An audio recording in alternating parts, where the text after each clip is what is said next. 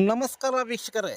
ಸಚಿವ doctor MC Sudhakar ಅವರಿಂದ ಚಿಂತಾಮಣಿ ತಾಲೂಕಿನ ಕೈವಾರ ಗ್ರಾಮದಿಂದ ಹುಲಗುಮ್ನಹಳ್ಳಿ ಗ್ರಾಮಕ್ಕೆ ಸಂಪರ್ಕಿಸುವ ರಸ್ತೆ ಅಭಿವೃದ್ಧಿ ಕಾಮಗಾರಿಯ ಭೂಮಿ ಪೂಜೆಗೆ ಆಗಮಿಸಿದರು. ಉನ್ನತ ಶಿಕ್ಷಣ ಹಾಗೂ ಚಿಕ್ಕಬಳ್ಳಾಪುರ ಜಿಲ್ಲಾ ಉಸ್ತುವಾರಿ ಸಚಿವರಾದ ಡಾಕ್ಟರ್ ಎಂಸಿ ಸುಧಾಕರ್ ಅವರು ಕೈವಾರ ಹೋಬಳಿಯ ಹುಲಗುಮ್ನಹಳ್ಳಿ ಗ್ರಾಮದ ರಸ್ತೆ ಕಾಮಗಾರಿ ಭೂಮಿ ಪೂಜೆಗೆ ಆಗಮಿಸಿದಾಗ ಅಭೂತಪೂರ್ವ ಸ್ವಾಗತ ಕೋರಿದರು. ತಮಟೆ ಸದ್ದಿನೊಂದಿಗೆ ಅವರ ಅಭಿಮಾನಿಗಳು ಹೂವಿನ ಹಾರ ಹಾಕಿ ಬರಮಾಡಿಕೊಳ್ಳುತ್ತಿರುವ ದೃಶ್ಯ ಗಮನಿಸಬಹುದು.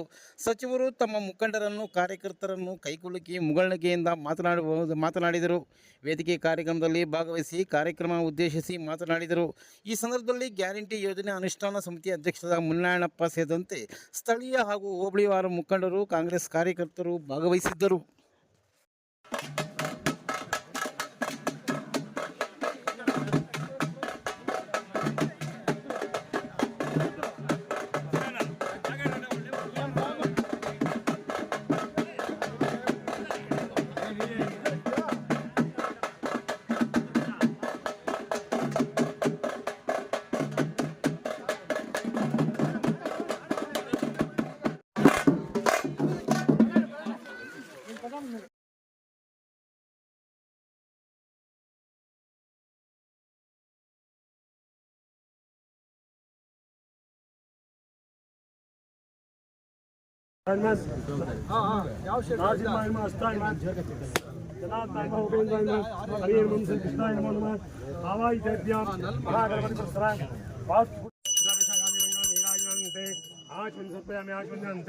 परिमलपत्रपुष्पाणि समर्पयामि। देवरक्षां धारयामि। మీకు ఇచ్చేది అసలు మీ ఇంకా సులువు కానీ దాన్ని కూరోళ్ళు देवरक्षां धारयामि। कर्पूरोत्तर मंगल नीराजनं दर्शयामि। मंगल नीराजनं अन्ते आचमनं समर्पयामि। नमस्कार ಮಾಡ್ತೀನಿ.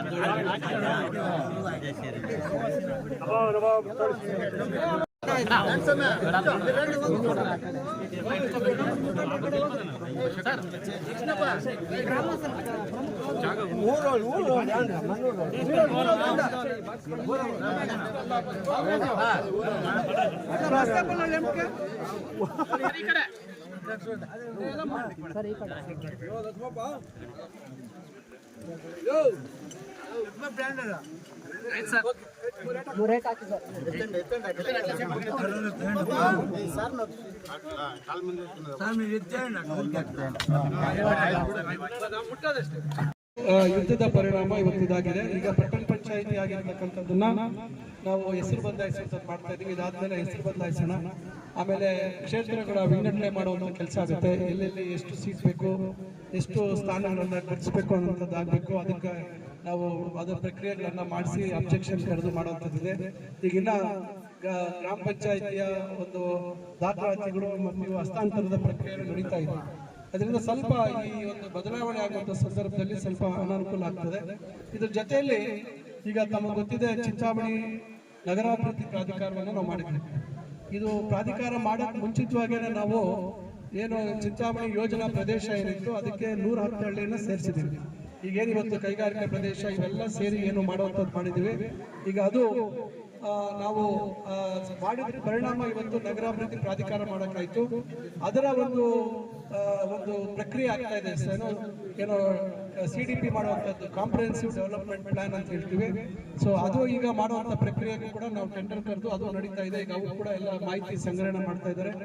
ಒಂದು ವ್ಯವಸ್ಥಿತವಾಗಿ ಒಂದು ಶಿಸ್ತುಬದ್ಧವಾದಂಥ ಅಭಿವೃದ್ಧಿ ಆಗಬೇಕು ಅಂತದ್ದು ಎಲ್ಲರ ಉದ್ದೇಶ. ಯಾಕಂದ್ರೆ ದೊಡ್ಡ ಮಟ್ಟದಲ್ಲಿ ಇವತ್ತು ಕೈಗಾರಿಕೀಕರಣ ಆಗ್ತಾ ಇದೆ. ಇಷ್ಟು ಕೈಗಾರಿಕೀಕರಣ ಆಗ್ತಕ್ಕಂಥದ್ದು ತಾವು ನೋಡ್ತಾ ಇದ್ದೇವೆ. ಇವತ್ತು ಹತ್ತಿರದಲ್ಲೇ ತಾವಿದ್ದೀರ. ನಾವು ಗೆದ್ದ ಮೇಲೆ ಏನೆಲ್ಲ ಆಗಿದೆ ಅಂತಕ್ಕಂಥದ್ದು. ಯಾಕಂದ್ರೆ ಪ್ರಾರಂಭದಲ್ಲಿ ಬಹಳಷ್ಟು ಜನ ಇಲ್ಲಿ ನಮ್ಮವರೆಲ್ಲ ಇದ್ದಾರೆ, ಕ್ರಿಸ್ಟಿನಪ್ಪರೆಲ್ಲ ಇಲ್ಲಿದ್ದಾರೆ. ಕೇಳಿ ಅವ್ರಿಗೆ ಏನಿತ್ತು ಸಮಸ್ಯೆ ಅಂತಕ್ಕಂಥದ್ದು, ಏನು ಇವತ್ತು ನಾವು ಇಲ್ಲದೆ ಇರುವಂಥ ಸಂದರ್ಭದಲ್ಲಿ ಯಾವ ರೀತಿ ಗೊಂದಲಗಳು ಸೃಷ್ಟಿಯಾಗಿತ್ತು. ಈಗ ಅದನ್ನೆಲ್ಲ ನಾವು ವಿದ್ಯುತ್ ವ್ಯವಸ್ಥೆಯನ್ನ ಮಾಡೋದ್ರ ಜೊತೆಗೆ ಇವತ್ತು ಕೈಗಾರಿಕೆಗಳು ಸ್ಥಾಪನೆ ಆಗುವಂಥದ್ದಕ್ಕೆ ಸಹಕಾರವನ್ನು ಕೊಡುವಂಥದ್ರ ಜೊತೆಗೆ ರೈತರಿಗೆ ಏನು ಸಮಸ್ಯೆಗಳಿತ್ತು, ಬಹಳ ಜನ ರೈತರಿಗೆ ನೋಡಿ ಇವತ್ತು ಹಣ ಬಿಡುಗಡೆ ಮಾಡಿಸಿದ್ದೀವಿ. ಗಿಡ ಮಾಲಿಕೆಗಳದ್ದು ಸಮಸ್ಯೆ ಆಗಿ ಗೊಂದಲ ಆಗಿ ಕೆಲವರು ಸ್ವಾರ್ಥಕ್ಕೆ ಇವತ್ತು ಇಡೀ ರಾಜ್ಯದ ಒಂದು ರೈತರೆಲ್ಲರಿಗೂ ತೊಂದರೆ ಆಗೋ ಪರಿಸ್ಥಿತಿ ಆಗಿತ್ತು. ಏನು ಗಿಡ ಮಾಲಿಕೆಗಳ ವಿಚಾರದಲ್ಲಿ, ಮಾವಿನ ಗಿಡಗಳ ವಿಚಾರದಲ್ಲಿ ಏನು ತೊಂದರೆ ಆಗಿತ್ತು, ಅದಕ್ಕೂ ಒಂದು ಪರಿಹಾರ ಮಾಡಿ ಈಗ ಅದನ್ನು ನಾವು ರೈತರಿಗೆ ನೇರವಾಗಿ ಕೊಡುವಂಥದ್ದು ವ್ಯವಸ್ಥೆ ಮಾಡಿಕೊಟ್ಟಿದ್ದೀವಿ. ಇನ್ನ ಕೆಲವು ದಾಖಲೆಗಳು ಸರಿ ಮಾಡುವಂಥದ್ದಿತ್ತು, ಅದನ್ನು ಕೂಡ ನಾವು ಮರು ಪ್ರಕಟಣೆ ಮಾಡಿ ನೋಟಿಫಿಕೇಶನ್ ಮಾಡಿ ಅದನ್ನ ಸರಿ ಮಾಡಿ ಇವತ್ತು ಅವರಿಗೆ ಪರ್ಯಾಯ ಭೂಮಿ ಕೊಡುವಂಥದ್ದಕ್ಕೂ ಇವತ್ತು ರೆಡಿ ಮಾಡಿಟ್ಟಿದ್ದೀವಿ. ಇನ್ನು ಕೆಲವರಿಗೆ ಅರ್ಜಿ ಹಾಕಿದ್ರು 50-53, ಈಗ ಅದರಲ್ಲಿ ಒಂದಿಬ್ಬರು ಕೊಟ್ಟಿದ್ದೀವಿ ನಾವು ಕೈಗಾರಿಕೆ ಉದ್ದೇಶಕ್ಕೆ ಮಾತ್ರ ಅಂತ ಹೇಳಿ ಅವರಿಗೆ ಪರಿಹಾರ ಸಿಗುವಂತದಕ್ಕೆ ಸಹಾಯ ಮಾಡಿದ್ದೀವಿ. ಇನ್ನ ಒಂದಿಬ್ಬರದು ಅವರವರೇ ಸ್ವಲ್ಪ ಗೊಂದಲ ಇರೋದ್ರಿಂದ ಅದನ್ನ ನಾವು ನಿವಾರಣೆ ಮಾಡಿಲ್ಲ. ನಾನು ಸದ್ಯದಲ್ಲೇ ನಮ್ಮ ಭೂ ಪಂಚಾಯತಿ ಸಕ್ರಮಾತಿ ಸಮಿತಿ ಒಂದು ಸಭೆಯನ್ನು ನಾನು ನಿಗದಿ ಮಾಡ್ತೀನಿ ಈಗ ಕೂಡಲೇ. ಅದರಲ್ಲಿ ಯಾರು ಈಗ ಬೇರೆಯವ್ರದ್ದು ಕ್ಲಿಯರ್ ಇದೆ ಅಲ್ಲಿ ಅವ್ರದ್ದು ಮಾಡ್ತೀವಿ. ಮತ್ತೆ ಹೆಚ್ಚುವರಿಯಾಗಿ ಸುಮಾರು ನಮ್ಮ ವಡ್ಡಳ್ಳಿ ಗ್ರಾಮದ ಪರಿಮಿತಿಯಲ್ಲಿ 637 ಎಕರೆ ಗುರುತಿಸಿದ್ದೀವಿ. ಇನ್ನು ಬಹುಶಃ ಇನ್ನೊಂದು 10-15 ದಿವಸದಲ್ಲಿ ಅಂತಿಮ ಅಧಿಸೂಚನೆ ಆಗುತ್ತೆ. ಅವರಿಗೆ ಬೆಲೆ ನಿಗದಿ ಮಾಡುವಂತ ಕೆಲಸವನ್ನ ಮಾಡ್ತೀವಿ. ಈಗಾಗಲೇ ತಮಗೆ ಗೊತ್ತಿದೆ, ಪಕ್ಕದಲ್ಲಿ ಜಂಗಮಕೋಟೆ ವ್ಯಾಪ್ತಿಯಲ್ಲಿ ಈಗಾಗಲೇ ಸರ್ಕಾರದ KEB ಅಧಿಕಾರಿಗಳು ಬೆಲೆ ನಿಗದಿ ಮಾಡುವಂತ ಕೆಲಸ ಮಾಡಿದ್ದಾರೆ. ಈಗ ಅದು ಸರ್ಕಾರದ ಮಟ್ಟದಲ್ಲಿ ಈಗ ಬೋರ್ಡ್ ಅಲ್ಲಿ ಅಂತಿಮ ಒಂದು ಆದೇಶ ಆಗ್ಬೇಕು. ಆದೇಶ ಆದ್ಮೇಲೆ ಅಲ್ಲಿ ಒಂದು ತೀರ್ಮಾನ ಆಗುತ್ತೆ, ಅಲ್ಲಿ ಏನೇನು ಆಗ್ಬೇಕು ಅಂತಕ್ಕಂಥದ್ದು. ಆದ್ರೆ ಒಟ್ಟಾರೆಯಾಗಿ ನಮ್ಮ ಭಾಗದಲ್ಲಿ ತಾವೆಲ್ಲರೂ ಬಹಳ ದೊಡ್ಡ ಮಟ್ಟದಲ್ಲಿ ಸಹಕಾರ ನೀಡ್ತಾ ಇದ್ದೀವಿ. ಈಗ ಕೈಗಾರಿಕೆಗಳು ಮಾಡುವಂಥದ್ರ ಜೊತೆಗೆ ಸಣ್ಣ ಪುಟ್ಟ ಸಮಸ್ಯೆಗಳಿದಾವೆ. ಈಗ ಸ್ಥಳೀಯರಿಗೆ ಹೆಚ್ಚು ಅವಕಾಶ ಕೊಡಬೇಕು ಮಾಡಬೇಕು ಅನ್ನೋದಿದೆ. ಇದು ಒಂದು ಹಂತಕ್ಕೆ ಬಂದ್ಮೇಲೆ ಅವರೆಲ್ಲರನ್ನು ಕರೆದು ಎಲ್ಲೆಲ್ಲಿ ಲೋಪಗಳಿದಾಗ್ತವೆ, ಎಲ್ಲೆಲ್ಲಿ ಸಮಸ್ಯೆ ಇದೆ, ಏನಂದ್ರೆ ಈ ಲೇಬರ್ ಕಾಂಟ್ರಾಕ್ಟ್ ಮತ್ತೊಂದು ಅವೆಲ್ಲ ನಾವು ನೇರವಾಗಿ ಹೇಳಕ್ ಬರೋದಿಲ್ಲ, ಅದು ಸ್ವಲ್ಪ ಕಷ್ಟ ಆಗುತ್ತೆ. ಅಂದ್ರೆ ಉದ್ಯೋಗ ಏನು ರೈತರ ಭೂಮಿ ಕಳ್ಕೊಂಡಿರುವಂತವ್ರು ಅವರ ಉದ್ಯೋಗ ಅವರ ವಿದ್ಯಾರ್ಥಿಗೆ ಅನುಗುಣವಾಗಿ ಉದ್ಯೋಗ ಕೊಡಿಸುವಂಥದ್ದು ಮತ್ತೊಂದು ಕಡೆ ಖಂಡಿತ ನಾನು ನಮ್ಮ ಜೊತೆಯಲ್ಲಿ ನಿಂತು ಅದನ್ನ ಮಾಡಿಸೋಣ. ಏನಂದ್ರೆ ನಮ್ಮ ತಾಲೂಕಿನಲ್ಲಿ ಈಗ ದೊಡ್ಡ ಮಟ್ಟದಲ್ಲಿ ಕೈಗಾರಿಕರಣ ಆಗುವಂಥದ್ದಕ್ಕೆ ಒಂದು ದಾರಿಯಾಗಿದೆ. ಈಗಾಗಲೇ ನಾನು 20 ಎಕರೆ ಭೂಮಿ ನಮ್ಮ ಇದರ ಹತ್ರ ಜೀಡ್ರಳ್ಳಿ ಹತ್ರ ಕೊಡಿಸಿದ್ದೀವಿ ಡ್ರೋನ್ ಟೆಕ್ನಾಲಜಿ. ಈಗ 43 ಕೋಟಿಗೆ ಒಂದು ಅಂದಾಜು ತಯಾರು ಮಾಡಿದ್ದಾರೆ. ಮೊನ್ನೆ ಬಜೆಟ್ ಅಲ್ಲೂ ಕೂಡ ಘೋಷಣೆ ಮಾಡಿದ್ದಾರೆ, ಈ ತರ ಡ್ರೋನ್ ಟೆಸ್ಟಿಂಗ್ ಮಾಡ್ತೀವಿ ಚಿಕ್ಕಬಳ್ಳಾಪುರ ಜಿಲ್ಲೆ ಅಂತ, ಚಿಂತಾಮಣಿ ಅಂತ ಹೇಳಿಲ್ಲ. ಆದರೆ ನಮ್ಮ ಇದರಲ್ಲಿ ನಾವು ಜಾಗ ಕೊಟ್ಟಿದ್ದೀವಿ ನಮ್ಮ ಹಿರೇಕೆರೆ ಪಂಚಾಯಿತಿಯಲ್ಲಿ. ಅಲ್ಲಿ ಸುಮಾರು ಜನಕ್ಕೆ ಉದ್ಯೋಗ ಅವಕಾಶಗಳು ಸಿಗ್ಬೋದು. ಅಲ್ಲಿ ಎಲ್ಲೋ ಟ್ರ್ಯಾಕ್ ಎಲ್ಲ ಮಾಡ್ತಾರೆ, ನೋಡಿದ್ರಲ್ಲ ಡ್ರೋನ್ ಹಾರಿಸುವಂಥದ್ದು ಇವೆಲ್ಲ. ಅದಕ್ಕೆ ಸಂಬಂಧಪಟ್ಟಂತೆ ಇಡೀ ದೇಶದಲ್ಲೇ ಇಲ್ಲದೆ ಇರುವಂಥ ಒಂದು ವ್ಯವಸ್ಥೆ ಇವತ್ತು ಇಲ್ಲಿ ಮಾಡ್ತಾ ಇದ್ದೀವಿ. ಈ ರೀತಿ ಹಲವಾರು ಪ್ರಯತ್ನಗಳನ್ನು ನಾವು ಮಾಡ್ತಾ ಇದ್ದೀವಿ ನಮ್ಮ ಈ ಒಂದು ಭಾಗದಲ್ಲಿ. ಆಮೇಲೆ ನಾವು ಒಂದು ರಮಾಬಾಯಿ ಅಂಬೇಡ್ಕರ್ ವಸತಿ ಶಾಲೆ ಈಗಾಗಲೇ ಕಿತ್ತೂರು ರಾಣಿ ಚೆನ್ನಮ್ಮ ವಸತಿ ಶಾಲೆಯಲ್ಲಿ ನಡೀತಾ ಇದೆ. ಆ ವಸತಿ ಶಾಲೆ ಅಲ್ಲಿ ಅದಕ್ಕೆ ಜಾಗ ಕೊಡಿಸಿದ್ದೀನಿ. ಅದಕ್ಕೆ ಮಡಬಳ್ಳಿ ಹತ್ರ 10 ಎಕರೆ ಜಾಗ ಕೊಡಿಸಿದ್ದೀನಿ. ಅದನ್ನ ಅಲ್ಲಿ ಮಾಡುವಂಥದ್ದು ಮಾಡ್ತೀವಿ. ಮತ್ತೆ ಇನ್ನೊಂದು ಶ್ರಮಿಕರ ವಸತಿ ಶಾಲೆ ಸುಮಾರು 45 ಕೋಟಿ ರೂಪಾಯಿ ಮೇಲೆ ಬಂಡವಾಳ ಹಾಕ್ತಾರೆ ನಮ್ಮ ಒಂದು ಏನು ನಮ್ಮ ಕಾರ್ಮಿಕರ ಇಲಾಖೆಯಿಂದ. ಅದಕ್ಕೆ 10 ಎಕರೆ ಜಾಗ ಅಲ್ಲೇ ಮಡಬಳ್ಳಿಯಲ್ಲಿ ಅಲ್ಲೇ ಕೊಡಿಸುವಂತ ಕೆಲಸ ಮಾಡ್ತಾ ಇದೀವಿ. ಈ ರೀತಿ ಎಲ್ಲೆಲ್ಲಿ ಸಾಧ್ಯ ಆಗುತ್ತೆ ಅಲ್ಲಿ ಏನೇನೆಲ್ಲ ತರಬಹುದು ಮಕ್ಕಳಿಗೆ ವಿದ್ಯಾಭ್ಯಾಸದ ವಿಚಾರದಲ್ಲಿ. ಆಮೇಲೆ BCM ಹಿಂದೆ ಹಿಂದುಳಿದ ವರ್ಗಗಳ ವಸತಿ ಶಾಲೆ ನಾನು 2012ರಲ್ಲಿ ಮಂಜೂರು ಮಾಡಿಸಿದ್ವಿ. ಡಿಸೆಂಬರ್ ತಿಂಗಳಲ್ಲಿ ಮಂಜೂರು ಮಾಡಿಸಿದ್ವಿ.